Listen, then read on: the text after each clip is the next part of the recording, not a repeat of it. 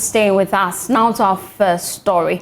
Ill-founded, hypocritical and baseless. That's how the New Patriotic Party describes calls for the arrest of Brian Champion, Member of Parliament for BTV constituency, over comments he made that seemed to suggest that the New Patriotic Party should arrest and ensure they keep power in the year 2024. Well, this comment has caused an uproar across board, including the NDC calling for the immediate arrest of the Member of Parliament. But the NPP, in their defense, say they are not retracting, neither are they apologizing. We'll bring you comments by the communications director of the party shortly. But first on your screens now is a statement released by the party earlier on today.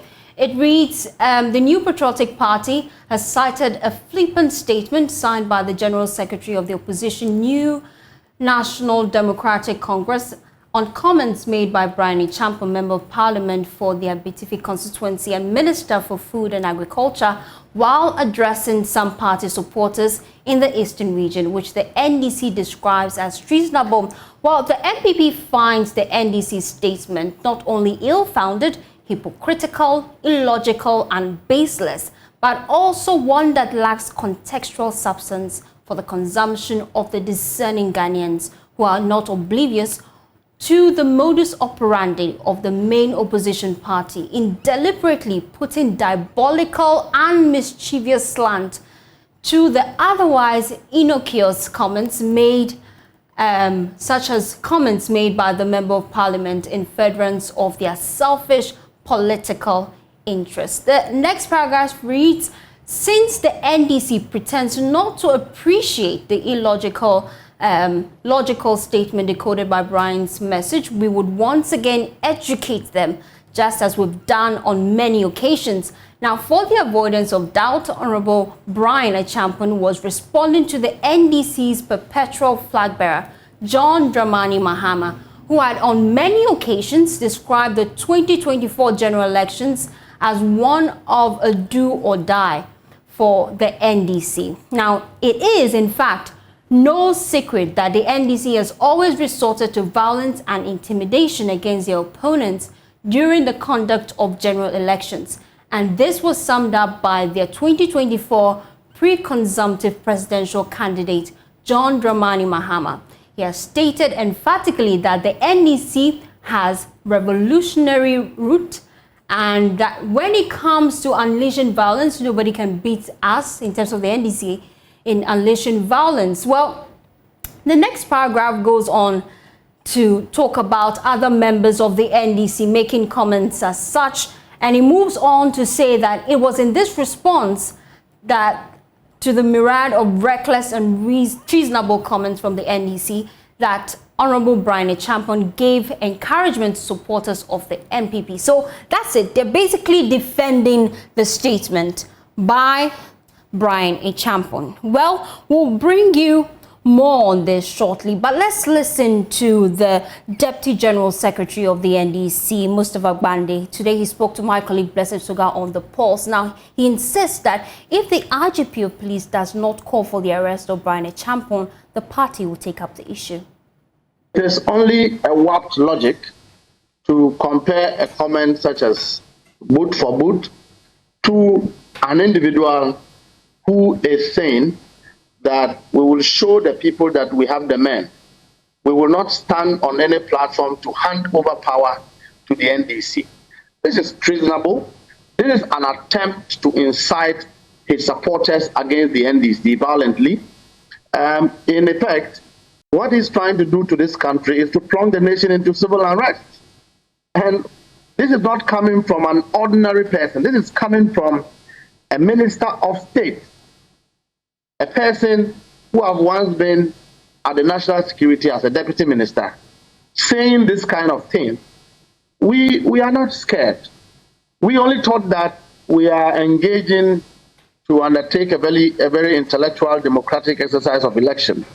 But if in Brian's logic, supported by his party, they are willing to show us that they have the men, we have taken precaution. The base of the NDC have taken notice of such unguided comments.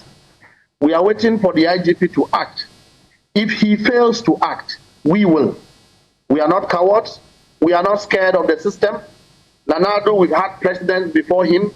Presidents will come and go, government will leave. And I'm saying that if only the people of Ghana vote for the NDC, Nanado and his people will leave. They will leave the Jubilee House at all costs. We will not.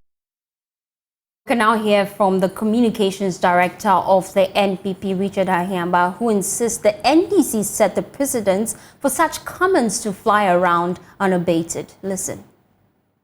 Honorable Brian's statement he made is the effect of the cause that former President Mahama created. He is the cause of that response. And so if you are needing somebody to apologize, then it must begin with the former president. And indeed, he was offered the opportunity to apologize. He refused.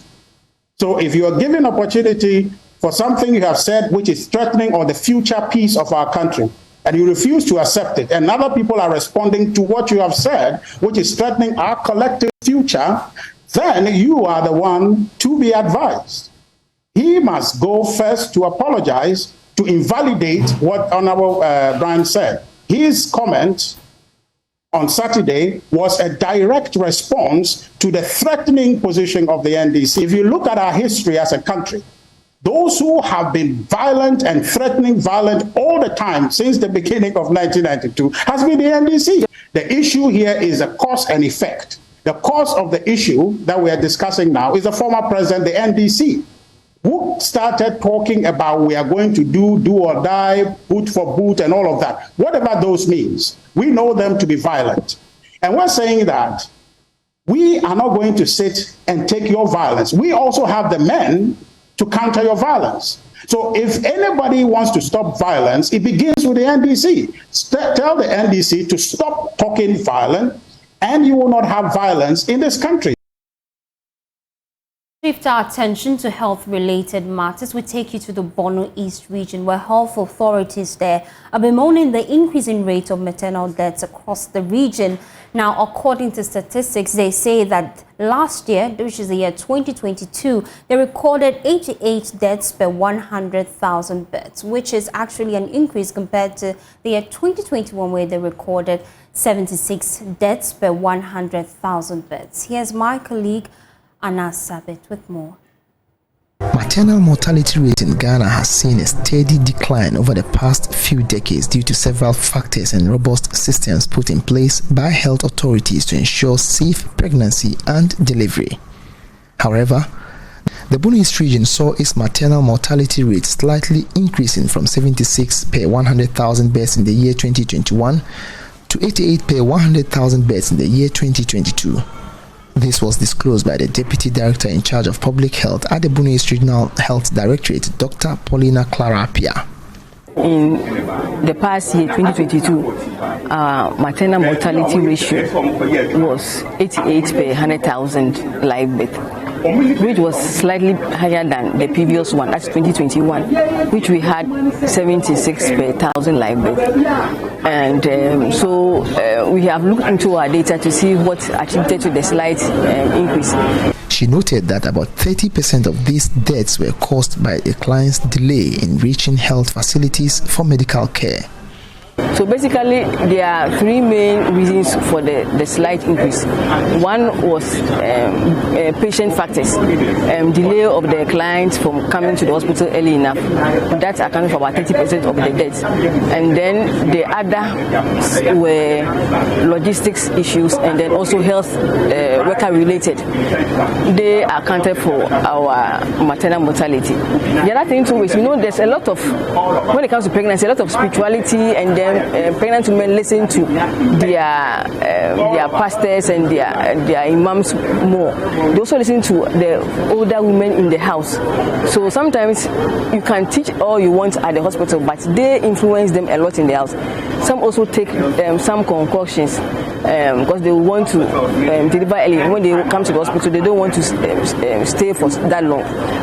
So one or two of the cases, that was the reason why they delayed in coming to the hospital.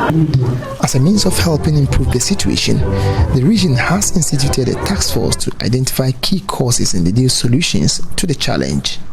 What we are doing as a region is we have a maternal audit task force that we already have it, but we are going to look at the recommendations that the audit committees had. Usually after every death, there's an audit that is done and recommendations are given. So as the task force, we are going to go and then look at the recommendations and make sure that those recommendations are applied. The region is also instituting key measures capable of helping curb the situation, and this includes the establishment of a maternal audit conference, which would involve local stakeholders, including the clergy, to help sensitize the populace on the need to take maternal health care seriously. In the course of the year, we'll have what we call the maternal audit conference, where we'll bring all the hospitals together, all the stakeholders, because it's not only the hospitals. We have said that some of the causes are delays from the home. So in the maternal audit conference, we are bringing all our stakeholders, our queen mothers, because they also have their own platform. They can speak to the women. We'll bring the chiefs and then also the religious leaders, especially. They do also have a lot of influence, especially when you come and you are told that, or maybe you may need surgery. Many people want to get their religious leaders to confirm that or affirm that, okay, you can go ahead and do the surgery before. So we'll bring them all together, and this we are going to do it after we have done this review meeting. That's the next thing that we are going to do. Reporting for Joy News, Anas Sabit, Kintampo. Let's bring in the Regional Health Director of Services at the Borno East region. His name is Dr. Fred Boateng. Thank you so much for joining us here on Joy News Prime.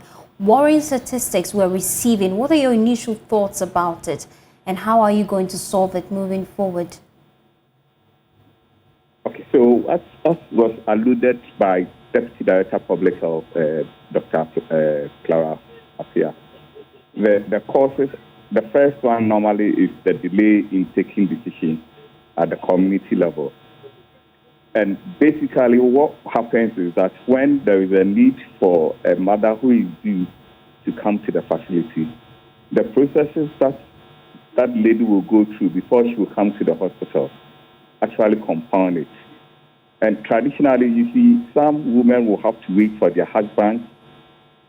Some women will also have to wait for some mother-in-law to take that decision for them to come to the hospital. And when that decision is even made to come to the hospital, delay in getting transport to come to the hospital is other ways. And the other thing that Doc spoke about, some people will have to consult their pastors, imams for prayers before they come. And that is a major problem for us. You know, that one is beyond us. So it means that all stakeholders, traditional authority, religious authorities, then should come to fore for us to really address these issues. Because the moment these issues are addressed, then they come to the facility, then we can also address our components. Now, when it comes to our components in the hospital, at times there is delay in taking decisions because they come, instead of maybe they being filled to the emergency, that delay before they've been taken to the emergency and for decision to be taken. So when they come, you see some of the causes that will really lead to this is one is what we call bleeding, postpartum hemorrhage. And normally, people will just reduce it that, look, if they need blood, why don't you give them blood? But the processes that will lead to that may lead to other complications, for example, what we call DIC, a long term. But if the patient had actually come earlier, and even we give blood, the kind of blood that we have, then we'll be able to save the woman. So these are some of the issues that we will have to talk about. The other ones that we also, is also a cause of hypertension-related disorder. And that one, there is a need for us to take it very early for us to manage in terms of curtailing. Some of them, you just have to do section for the woman to be taken from this complication. If you look at the topography of Borno East, you have 11 districts.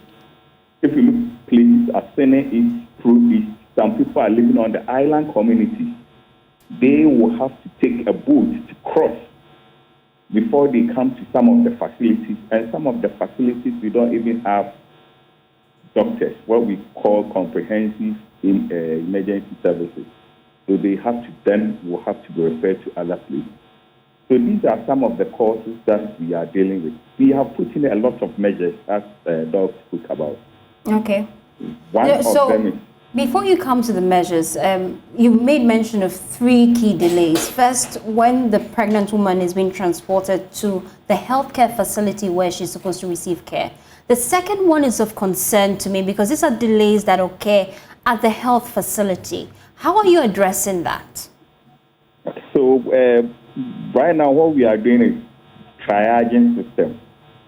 Any woman who will come in labor to the hospital will have to be kind of sorted out.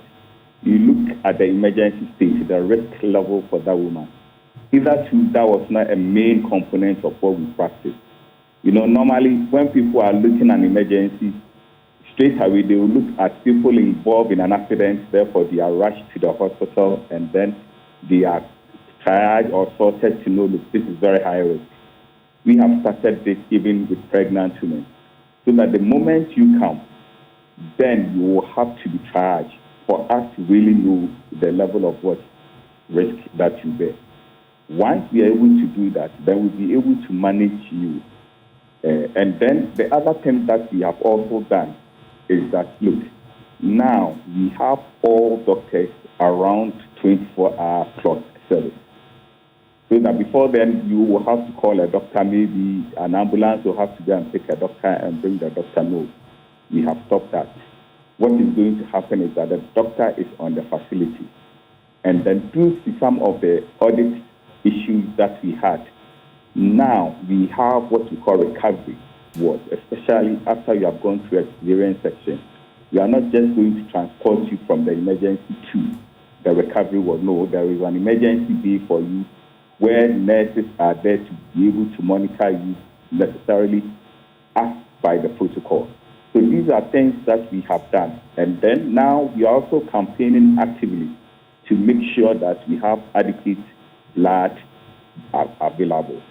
The other one, which we are still looking at, for example, when somebody has bled massively, the kind of blood that you need is a different form, which we call fresh frozen plasma. Currently, what we are doing is that we are trying to engage the National Blood Bank so that we will be able to also harvest that kind of product, which we'll be able to make available for others. So these are the other things that we are looking. There are other community measures that we have put in place, apart from what we are even doing at the hospital, where we'll be able to really link every pregnant woman in a community with what we call community health workers. And not only that, for us to be able to track them when they are due and they are not coming, for us to also follow them. These are some of the things that we will have to put in place. The other long measures are there. So the other ones that we also haven't. So in terms of the facility, this is what we are looking at. And now, is for last year, for a record time, we were able to get 14 doctors, which has never happened to us as a region before. Now, once these doctors are there, then it means that in terms of expertise that we will need for them to attend to this as and when they are needed, we have them. So these are some of the things that we've been able to put in place. Thank you so much. Thank you so much, Dr. Fred Watting. He is the Borno East Regional Director of Health Services. Now, let's move on to another health-related story. We'll take you this time to the Northeast region, where pregnant women in Kurugu in the West Mamprasi municipality are forced to walk for more than 15 kilometers to access health care. There's more in this report by my colleague, Ilyasu Tanko. Anko could not hold on. Kurugu is a large farming community located in a meander of the White Volta River near Wulugu and 23 kilometers away from the municipal capital Wale Wale in the Northeast region. The community since its beginning has been bedeviled by many socio-economic problems with little attention from the state authorities. The community members who live here are poor and largely uneducated, but one of the hard-working groups of people known for their large cultivation of sorghum, millet and maize to feed the nation. One of the most pressing challenges facing this poor community, however, is the lack of health center to serve as source of medical care for the residents. Attempts had been made in 2015 by the then NDC administration to establish a health center, which led to the construction of this chief's facility in 2016, but the facility had completely been abandoned after the government of the New Patriotic Party came to power in 2017. In 2020, following a Joy News report, the municipal authorities attempted to equip the facility and operationalize it, but those efforts were aborted after winning again the general election in that year. As a result, pregnant women and children in particular in the community are bearing the brunt as they have to travel on a tricycle and sometimes by walking 17 kilometers to Wulugu for delivery and other healthcare services, whilst emergency services are referred to the government hospital in Wale Wale.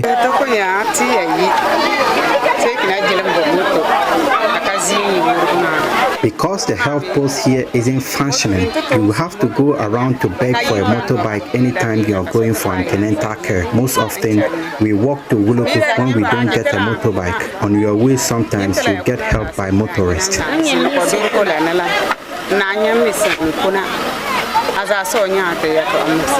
Those with no access to a tricycle have to travel on a motorbike on the barred road connecting the community to Wulugu and the rest of the municipality.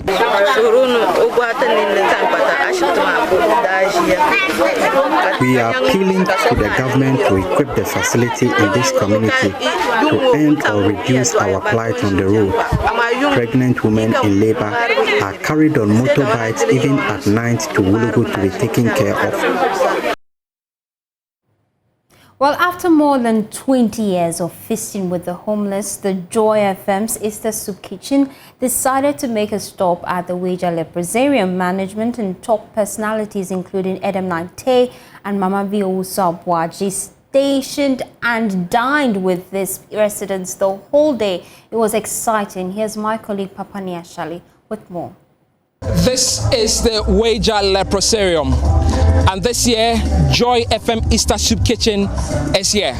Just to tell you a little bit about the Leprosarium before I talk to the managers itself. The Leprosarium has been operating since 1950, well over 70 years now, and this is a place where people living with leprosy come to seek refuge.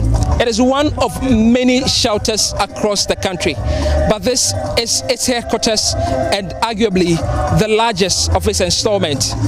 But this year, Joy FM has chosen on Easter Monday to spend a full day with the residents here.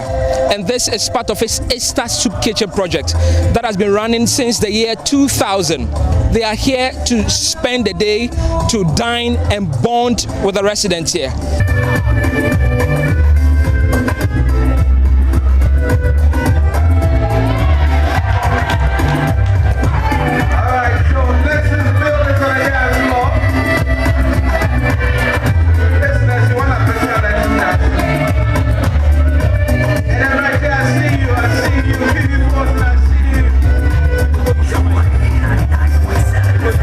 Well, I'm with Father Campbell. He founded the Lepers Aid Committees more than Joy 99.7 FM. So, Father, thank you for allowing us to share Easter Monday with you.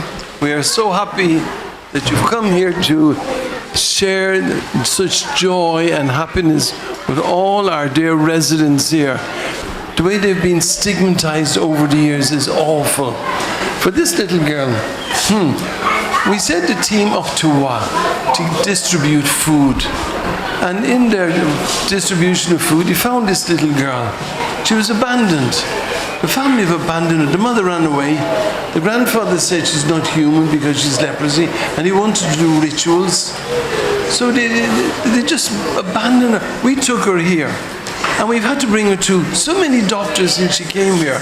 One being a psychiatrist, because she wouldn't talk. She just talks a little. She's learning how to talk. But she was so traumatized the way they treated her up in the north. Happy. You see, if you make somebody happy, you'll be happy. Yes. That's my philosophy. Make somebody happy, Make this little girl happy. If you make her happy, you'll be happy. Thank you, Father. So I want people to be happy. So I'm asking, if somebody can sponsor the sports center, the event center, I'd be so happy, so happy. If somebody can help me to be able to do these things, to make they shouldn't suffer. They've gone through too much suffering already. There's stigmatization and marginalization. I mean, one CD a day, it's not enough. Here, really, we've heard about the place. We've heard Father Campbell talk about the leprosarium. We've used it in news. We've covered stories, but I have never personally been here. And so I'm excited to be here to share. We talk about Christ sacrificing, the ultimate sacrifice. I'm a beneficiary of the sacrifice of Christ. This is what I can do in terms of also share the love of Christ with others. Opportunity to spend time with people, our friends. Look, I would cherish it always, and that's how come I'm actually on the dance floor. And it's not coming out right, but it's okay. I mean, happy Easter, hello. If you know me, I know you. You know me, I know you. If you don't know me too, I don't know you. Sure. Don't leave me a video. When you leave me, don't leave me a video. When you leave me, if you know me, I know you. If you don't know me too, I don't know you. Can you imagine? Better than my auntie. I have a Esther, and I'm TV. I hear my bar. The bar is a Pasapasa. I mean, no bar. Your baby, I am. Young Zeta, who was Esther, when you got what them. If you know me, I know you. You know me, I know you. Now let's take you all the way to Kumasi, where the Easter Love FM party in the park came up. Hundreds of people trooped to the Rotary Park. It was exciting. Here's Nanaya Boadum with so much more. Enjoy. The Green Serene Rotary Park in Kumasi was the major attraction of activities to climax the 2023 Easter festivities. The Love FM family party in the park saw over hundreds of families share memorable moments in a fun-filled outing at the biggest outdoor event in Osekum. Children were perhaps the most excited as they participated in dancing competitions, face painting, bouncy castles, electric trains, trampoline, swimming, among other activities. Some patrons were joyous. It has been fun here. I really like here very much, and I like the way so much games are here. We have been playing around. It seems it's great over here. It was very fantastic. I very feel happy when I came here. Oh, really? Have you been able to make friends? Yeah, many of them. Oh, wow. What about you? How has it been for you since you came here? It's exciting. I came with my mother and my father, and I make new friends, and it's exciting.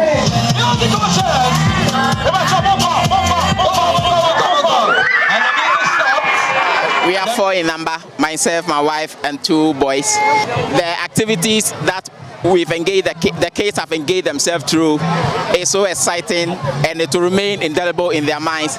And we also thank the organizers for this program. In fact, we want it to continue every year and then, so that we can bring the family out for a very nice engagement. We expect this kind of things from them again, because the kids like coming here whenever they are around. So they should keep up doing the good work for us.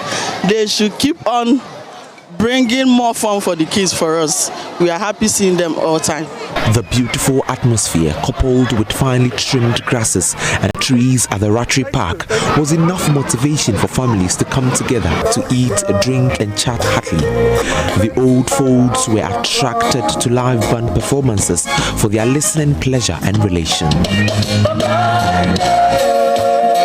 Marketing manager of Love and Insure FM, Isaac Entry, says the audience should expect more exciting events in the coming months. We should expect big things, big things to happen. We have our traditional events. The party in the park has always been with us. The kids party has always been with us. But going forward, we'll be coming up with some new events, so people should watch out. And as we would announce, you would always find out that we are the best. Hooray! Guess what? It has been a fun-filled moment here at the Kumasi Ratri Park. It is the Love FM family party in the park, the Easter edition. For Joy News, my name is Nana Adam. I'm definitely going to Kumasi to ride that wonderful horse. Well, before we let you go, Christ Temple Praise team of the International Central Gospel Church has launched its maiden album called The Encounter. The 15-track album has contemporary worship and praise songs, all brewed by the ICGC Christ Temple CT Praise team. Here's my colleague James Safeji with more. What is this whole album launch all about? So the Encounter album launch is just a launch of the songs that the Lord has blessed us with. Before we wanted to embark on this, we just went into hiding and praying. We sought the face of the Lord. He blessed us with a lot of songs, about 30 of them, and then we came back and we decided to put them together and bless the people of God with these songs. This was inspired by this scripture in John chapter 4, where the Samaritan woman had an encounter with Jesus Christ at Jacob's well. So she went out in the middle of the night, in the afternoon, to go and fetch water. And when she went, Jesus was there waiting for her. And Jesus asked her to give her water. And she didn't want to give it to him. Then Jesus said, if you knew who asked you for water, you would ask for living waters. And then she said that, then give me this water that I may not thirst again, so that I will not come here again. That encounter, after that encounter with Jesus, she went back into the city and started preaching Jesus to the people. He said, come and see a man who has told me all about me. So this is The Encounter. The album is Encounter, and there's a song on the album called Encounter with other songs that will bless you as well. I'm so glad to say that we co-wrote the song with Dr. Otabo. Enjoy Gathering, which is the theme for ICGC year 2023.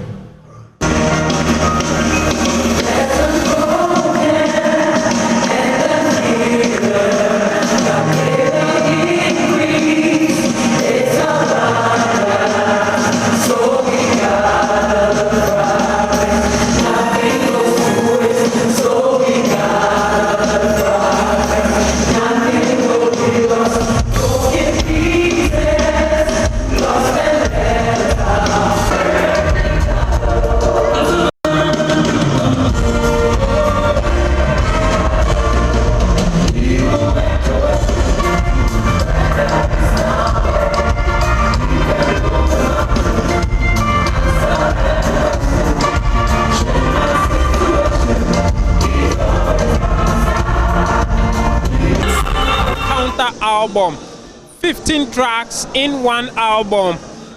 The entire auditorium has been filled up with church members and other participants who say they have been preparing for this for so long. Let's speak their thoughts on how the program has been so far, whether they have been blessed. Hello, Mommy, can you talk to us? We just want to know, have you been blessed tonight? Yes, I have. We have really been blessed tonight. What you were expecting when you were setting up from home? When I got here, most of the seats were empty, and I was like, "Hey, what's happening?" But then later, the place was filled up. So I've been blessed. I really enjoyed myself tonight. Yes. It was so awesome. I'm so happy. I have danced my heart out. In fact, it's a birthday gift for me, so I thank God for that. Oh, today's your birthday. Yes, sir. Happy birthday to you. So that's another person. She said she has been blessed. We just want to know if today's program has met your expectation and if you have been blessed. Well, I'm very, very blessed. It's amazing. Right. That's why. What do you also think? Oh, it's amazing. Yeah, it's amazing. What do you feel about the album launch tonight? It was good. Yes. So you have been blessed? Yes, very. What do you also think? It was good. Wow. That's fine. So those are some other participants telling us it was. What's your thoughts? Has this met your expectation? So much. I came to this place with so much pain at the back. So when the Jesus song, Encounter song was going on, I just told God that your name heals. And now I can turn. This is a miracle. This is an encounter indeed. Reader here on Joy News Prime. When we return, Beverly Broom comes your way with Prime Business. Do stay.